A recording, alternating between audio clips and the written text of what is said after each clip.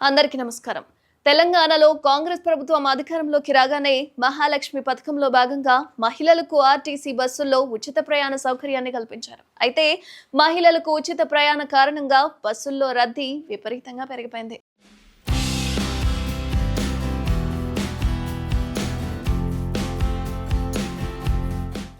దీంతో పురుషులకు కనీసం కూర్చొనే పరిస్థితి లేకుండా పోయింది. నిలబడి మాత్రమే బస్సులో ప్రయాణం చేస్తున్నారు. అయితే ఈ నేపథ్యంలో రవాణా శాఖ మంత్రి పొన్నం ప్రభాకర్ రెడ్డి కీలక ప్రకటన చేశారు.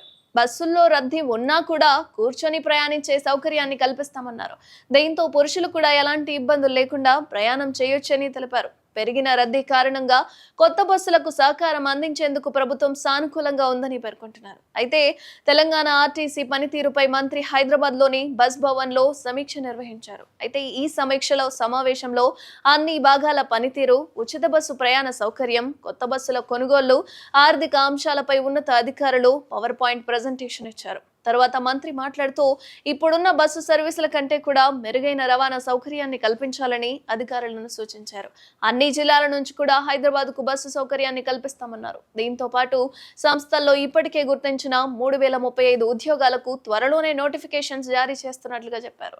అయితే ఈ పోస్టులను జాబ్ క్యాలెండర్ లో పొందుపరిచి నియామకాలు చేపట్టబోతున్నట్లుగా చెప్పారు. అయితే కొత్త బస్సుల సర్వీసుల ద్వారా మరికొన్ని ఉద్యోగాల కల్పన జరుగుతుందని, ఈ ఖాళీలను గుర్తించి ప్రభుత్వానికి సంస్థ ప్రతిపాదనను పంపుతోంది అని తెలిపారు. అయితే ఇప్పటి వరకు ఉచిత బస్సు ప్రయాణంలో ఇబ్బంది పడుతున్న పురుషులకు మరికొంత ఉపశమనం కలిగినట్లే కదా.